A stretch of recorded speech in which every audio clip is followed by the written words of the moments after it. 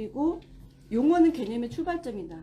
이것도 많이 동의하실 것 같은데, 왜냐면 개념이라고 하는 게 예를 들어 분수다 그러면 분수는 분모 분자로 쓰여져 있잖아요. 근데 그게 2분의 1이라고 하면 분모는 2고 분자는 1이란 말이에요. 근데 소수로 쓰면 0.5잖아요. 표현의 차이가 있지만 그건 우리가 유리수라고 불러서 그게 표현은 다르지만 같은 수를 나타내는 거예요. 그러면 분수라고 할 때는 특별히 우리가 그러니까 소수라고 할 때는 소수에는 자리값 개념이 있거든요. 소수는 자리값 개념이 있기 때문에 크기 비교가 쉬워요.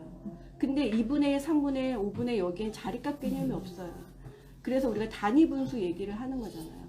근데 소수는 0.1, 0.02, 0.00 이런 게 단위인 거고 실증법이니까. 그래서 그런 차이가 있는데, 그런 분수라고 쓰여져 있을 때 분수는 특별히 뭐 소수랑 같이 쓰지만 어떤 비를 나타낼 때도 쓰고, 뭐 확률을 나타낼 때도 쓰고, 뭐 나누기를 할 때도 쓰고, 그냥 그 자체가 하나의 수이기도 하고 여러 가지가 있잖아요. 그러니까 분수라고 하는 정의에는 분수로 포괄할 수 있는 여러 가지 상황들이 있어요.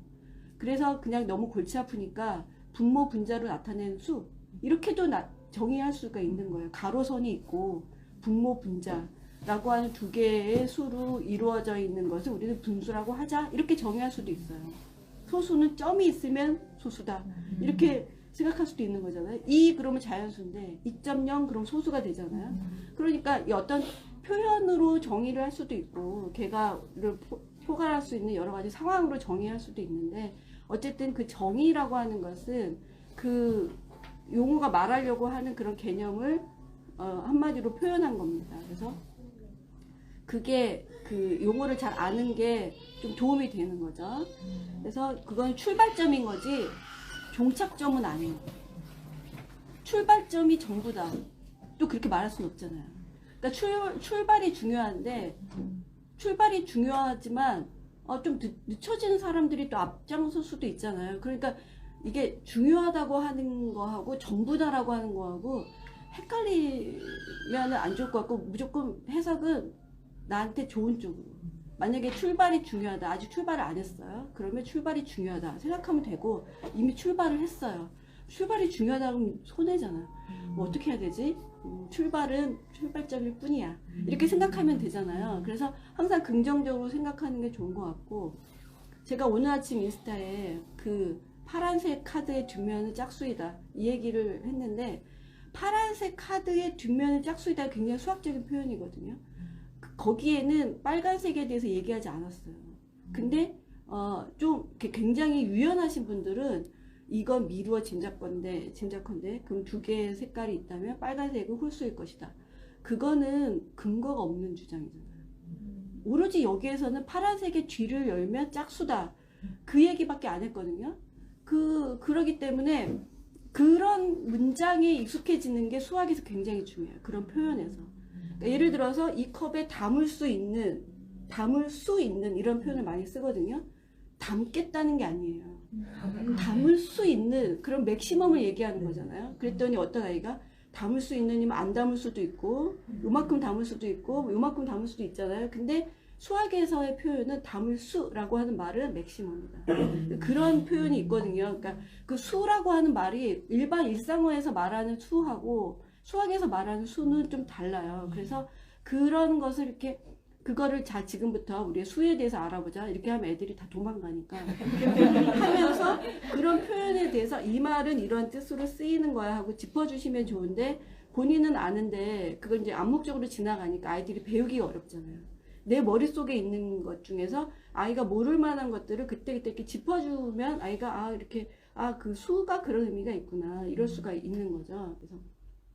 그래서 그런 수학적인 표현에 대해서 조금 우리가 수학이라는 세계에 왔으니까 거기에서 이런 표현은 이런 식으로 어떤 그 관행으로 쓰는구나. 우리가 이제 수학 관행이라는 얘기도 쓰거든요. 쓰는구나 하는 것을 좀 아시면 수학 과목을 이해하는데 좀 편해요. 영어는 영어 나름의 어떤 그런 게 있잖아요. 그래서 그 나름의 학문마다 다 다른 게 있습니다. 그 초등 수학에서 개념을 완벽하게 배울 수는 없다. 정말 이 말씀을 드리고 싶은데, 구멍에 대해서 너무 많이 고민하시거든요. 구멍은 생길 수밖에 없어요. 구멍은 생길 수밖에 없어요. 왜냐하면 초등 수학이잖아요. 그리고 초등 수학이라고 하는 것은 학교 수학의 일부분이거든요.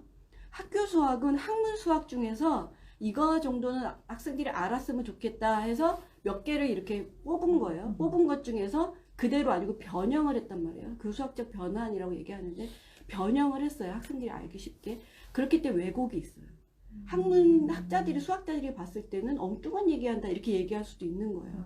그래서 그 학문 수학하고 학교 수학은 다르고, 학교 수학에서도 고등 수학에서 말하는 관계라는 말하고 초등에서 말하는 관계라는 말하고 의미가 다를 수 있어요. 그거를 1학년에서 꽉꽉 채워가지고 완벽하게, 초등학교 2학년에서 완벽하게, 그럴 수가 없어요. 그냥 그 자체로 저는 불가능하다고 봅니다. 근데 그거를 이렇게 하다가 보면 지금은 엉성한데 나중에 하다가 그게 어느 결에 채워질 수도 있죠. 우리 아이가 예를 들어서 시계를 못 읽어요. 시계를 못 읽고 2학년이 넘어갔단 말이에요. 걔가 5학년 때는 읽지 않겠어요? 그게 고장난 시계도 걔가 고치고 하지 않겠어요? 그러니까 그런 부분이 생활에서 덮어지는 부분도 있고 다른 과목을 학습하면서 자연스럽게 이게 떼워지는 부분이 있어요. 근데 그것을 엄청 크게 생각하는, 이 구멍이 영원히 있으면 여기에 빠지지 않을까? 근데 저는 그거 걱정하면 빠진다고 봐요. 너무 걱정하니까 우리가 머릿속에 늘 걱정하잖아요. 걱정하면 현실이 되지 않겠어요? 맨날 그 생각밖에 안 하니까. 그래가지고 그거에 대해서 너무 걱정하지 않으셨으면 좋겠고, 이게 이 지금의 4학년 아이가 겪는 어떤 우리 아이의 지금 상황에서 지금 현재다 라고 하는 거지, 그게 영원하다, 내년에도 그럴 것이다, 막 이런 거는 생각할 필요는 없다고 보고요. 그게 왜냐면 그렇게 해서 도움이 안 되니까. 그래서 그리고 이제 이런 구멍이 있어요. 근데 예를 들어서 지금 4학년 올라가는데 3학년 분수가 조금 문제가 있단 말이에요. 그러면 여기 제 책에도 썼지만 아이에 따라서 미리 앞에를 봐야지 직성이 풀리는 아이가 있어요. 그래서 분수에 연산을 했더니 내가 분수를 몰라서 큰일이구나 해서 다시 뒤로 와가지고 앞에 나가기 위해서 하는 아이가 있고, 그 다음에 일단은 알든 모르든 그냥 가는 아이가 있어요. 그냥 가는 거예요. 그냥 갔다가 5학년 때 가가지고 뭐 약분과 통분을 배우는데 내가 생각했었던 분수가 이거였나? 이러면서 다시 3학년 교과서를 볼 수도 있는 거죠. 그래서 그렇게 그냥 술술술술 지나가고 틀리고 맞고 틀리고 맞고 막 그렇게 하다가 어느 면에서 그 아이가 동기가 생기고 자기를 사랑하게 됐을 때, 저는 자기를 사랑하는 사람들은 함부로 자기를 뭐 이렇게 뭐 학교에서의 어떤 위치라든지 친구들에서라든지 부모에서라든지 또 내가 나를 생각했었다든지 형편없게 만든다고 생각하지 않습니다. 그렇기 때문에 자기를 사랑하는 마음이 생기면 걔가 3학년 걸 다시 볼 수도 있어요. 근데 그거를 엄마가 걱정하는 거예요. 지금 3학년이 안 돼 있으니까 너는 이번 방학에 3학년 걸 해야 돼. 그러면 이 아이는 좋은 아이도 있죠. 저는 이렇게 채워지는 게 좋아요. 이런 아이도 있지만 왜 다른 애들은 4학년 거 하고 누구 중학교 안 되는데 저는 3학년 거 하는 거예요. 화가 나는 거예요.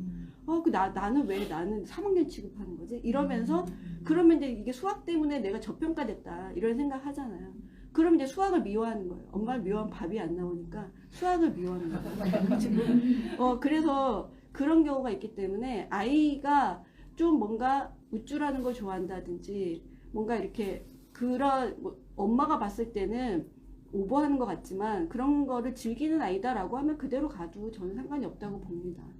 그래서 이게 우리 아이는 영영 이런 식으로 가다가 제대로 채워지는 것도 없이 그렇게 되지 않을까요? 이건 몰라요. 어떻게 알아요? 몰라요. 근데 어쨌든 우리 아이가 엄벙덤벙하고 막 이렇게 하지만 결국에는 잘하게 될 거야 라고 하는 자기 확신이 중요한 거예요. 자기 확신, 계속 자기 확신, 잘하게 될 거야. 이렇게 뭐로 가도 서울만 가면 된다 이런 말을 나쁜 말로 생각하시는데 저는 너무 좋은 것 같아요. 왜 서울 고속도로만 가야 돼요? 괜히 이렇게 모서리 돌고 해가지고 이렇게 돼서 서울 가면 되잖아요. 서울로 가는 길이 얼마나 다양해요. 우리 아이는 뭐로 가는 아이야. 우리 아이는 지름길로 가는 아이야. 근데 어쨌든 가면 되는 거잖아. 이렇게 해서 좀 긍정적으로 우리 아이가 이렇게 자기 삶을 사랑하고 그 다음에 자기에 대해서 긍정적으로 생각하고 또 원하는 대로 하게 될 거야 라고 생각을 하면서 지금은 지나가는 거야. 그런 식으로. 그럼 지금 잘하고 있으면 지금 잘하니까 앞으로 잘할 거야. 지금 못하고 있으면 지금 뭐 그럴 수도 있지. 이런 식으로 생각을 하시는 게 저는 좋은 것 같고, 제가 봤을 때는, 경험적으로 봤을 때는 그런 분들 아이가 엄마가 항상 긍정적으로 생각했기 때문에 결국 잘 됐어요. 그래서 근데 거기에 계속 걱정을 하잖아요. 걱정이 끈이 없잖아요. 그럼 저는 되게 걱정을 사랑하시는구나. 걱정과 한 몸이다. 그런 생각을 해요. 그래서 긍정적으로 하고 원하는 게 있으면 원하는 쪽으로 가면 됩니다. 그리고 또 뭐 그런 얘기를 들었어요. 이번에 이제 입시 결과가 나왔는데 뭐 과학고를 떨어진 거예요. 그래서 막 엄마가 화가 나는 거예요. 이렇게 뭐 상도 많이 받고 막 이렇게 했는데 왜 과학고를 떨어졌을까? 아이가 뭐 그런데 태평하다 막 미워하는 거예요. 그래서 아이를 안쓰러워야 되지 않나? 그랬어요. 아이를 왜 미워해요? 아이를 왜 미워해요? 아이가 떨어졌는데 아이를 안쓰러워해야 되잖아요. 그리고 한 팀이잖아요. 그러면은 과학고를 왜 가는 거예요? 과학고가 최종 목표예요. 암묵적인 미래가 있단 말이에요. 그럴 때 그거를 구체적으로 얘기를 했을 때 과학고를 가는 방법도 있고 과학고를 안 가는 방법도 있고 학교를 아예 안 다니는 방법도 있고 뭐 여러 가지 방법이 있어요. 그러면 과학고를 안 가는 방법으로 가야겠구나 라고 생각하면 되지. 근데 예를 들어 과학고를 갔는데 또 걱정이 많은 분들은 괜히 과학고 왔어. 내신을 까먹어요. 네. 뭐 이런 거. 그러니까 웬만하면 걱정을 하는 거야. 과학고를 괜히 왔어. 봐봐 여기 막 우리 동네 학교 갔으면 날라다녔을 텐데 이게 뭐야 이러거든요. 과학고를 이따 왔잖아요. 어쩔 수가 없잖아요. 거기에서 출발하면 되잖아요. 우리가 목표를 향해서. 그럼 일하는 게 전제예요. 과학고에 왔다 하는 게 전제예요. 그럼 이 전제를 시작으로 해서 앞으로 가면 되는 거잖아요. 웬만하면 그런 상황에 내가 처한 상황, 그 상황에서 어떻게 할 것인가 라고 하는 게 저는 문제 해결에서 배웠어요. 주어져 있는 상황에서, 제가 수학에서 배운 거는 그런 문제 해결인데 주어진 여러 가지 제약 조건이 있잖아요. 그런 제약 조건 속에서 그걸 어떻게 해서 우리가 해결을 해야 되는 거예요. 근데 이 조건만으로는 안 된다. 근데 포기하는 거지만 항상 그 조건을 주고 어쨌든 해결을 하게 되잖아요. 그러니까 해결하는 방법을 모색하는 거예요. 수학에서는 이 몇 개 한정된 걸 가지고 그 할 수 있거든요. 하기에 따라서. 그래서 그것을 지금 상황에 대해서 불평불만하는 것은 도움이 안 된다. 초등에서 완벽을 기하는 것은 무모하다. 그거는 무모한 것이다. 그게 어느 게 자연스럽게 채워지는 거, 우리가 이제 아무는 거잖아요. 그런 것을 생각을 하고, 수학은 또 특히 뭐 좋은 점이 뭐냐면 계속 배워요. 계속 배우니까 또 나오고 또 나오잖아요. 계속 기회가 있어요. 초3 때 분수를 배우고 끝나면 영영 못할 텐데 계속 나와요. 얼마나 다행이에요. 그래서 요즘 많은 뭐 유튜버 같은 경우 다 나선형으로 해서 이거 놓치면 다음 단계가 심각하다는 공포. 나선형은 옛날 방식이고 요새는 단계형입니다. 그게 계속 나오니까 저는 좋은 것 같아요. 생각하기 나름인데 계속 나오니까 좋잖아요. 4학년 때 또 나오고 5학년 때 또 나오고 뭐 중학교에 가서 유리수 또 나오고 항상 기회가 생기는 거죠. 그거를 그렇게 생각할 수도 있는데 지금 또 나오는데 지금 놓치면 큰일이다. 왜 그렇게 얘기하는 거지? 그래서 제가 왜 그렇게 얘기했을 때의 효과가 뭘까? 그런 것도 한번 비판적으로 생각하셔야 돼요. 왜 그렇게 걱정을 하는 걸까? 물론 아이를 대신해서 하는 걱정이지만 지나친 걱정일 수도 있는 거예요. 남의 인생이잖아요. 걱정은 자기가 하는 거죠. 내가 걱정할 일이 아니에요. 아이가 걱정을 해야 되는 거고 아이가 걱정을 안 한다고 하면 이유가 있겠죠. 왜냐하면 그 걱정을 내가 다 짊어졌기 때문에 아이는 그냥 천하태평일 수도 있는 거예요. 그것도 좋은 거죠. 천하태평이 얼마나 힘들어요. 그래서 그래서 그런 문제를 좀 내가 걱정할 문제인가? 내가 왜 이렇게 걱정을 하지? 저 사람은 내 문제를 왜 저렇게 걱정하지?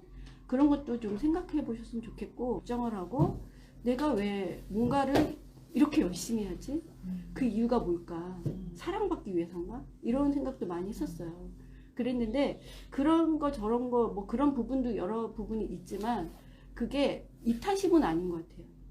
제가 여러분을 너무 처음 본 분들인데 막 이게 너무 걱정이 돼서 막 이렇게 그런 거 같지 않고 제가 좋아서 하는 거죠. 제가 좋아서 하는 거고 이렇게 뭔가 어떤 영향을 미치고 있고 또 제가 생각하는 것을 얘기할 수 있는 기회가 있으니까 제가 그런 걸 즐기는 거지. 사실 이렇게 아주 엄밀하게 얘기하면 제가 막 너무 그런 게 많아가지고 모든 큰일이다. 내가 나서지 않으면 안 된다. 이런 건 아닌 것 같아요. 누구도 그런 건 아닌 것 같아요. 있죠. 신이 있겠죠. 신은 있겠죠. 걱정이 많은 분. 그래서 아무튼 그런 걱정은 저는 각자가 하는 게 좋은 것 같고요. 뭔가 우리 아이에 대해서 내가 지나치게 걱정한다라고 하면 사실은 그게 내 걱정인 것이다. 라는 생각도 하시면 좋을 것 같아요. 다 자신한테 이유가 있어요. 그래서 내가 왜 우리 아이를 걱정할까? 내가 남의 이목이나 우리 동네에서의 위신이라든지 우리 학교에서의 뭐라든지 세상 모든 선생님들은 선생님이니까 얼마나 선생님이 많아요. 전국에 학교가 많고. 근데 그 학부모들이 얘기하잖아. 선생님 아이는 잘하겠죠? 이러면 얼마나 부담돼요. 선생님 아이들 다 잘해야 돼요. 그거 너무 힘들잖아요. 그래서 그것에서 또 너무 연연해지면 아이가 상처받거든요. 그래서 저는 선생님들한테 선생님이란 직업을 가진 분들한테도 그런 얘기 많이 하는데 우리가 이제 내 아이를 더 보살펴야 되는 게 아닌가. 그리고 이제 우리가 이제 엄마로서 뭐 여성으로서 나를 먼저 보살펴야 되는 거 아닌가. 이제 우리가 엄마이기 때문에 아이를 걱정하는 마음이고 뭐 이런 게 있지만 이게 우리 삶의 한 부분이기 때문에 내가 지나가는 과정에서 알고 싶고 하는 거잖아요. 그래서 오신 거잖아요. 그러니까 결국에 궁극적인 거는 내가 궁금하고 내가 알고 싶어서 하는 거예요. 그래서 이왕이면 아이를 키우는 동안 좀 알아보자 하는 게 있는 거죠. 맞습니까? 네.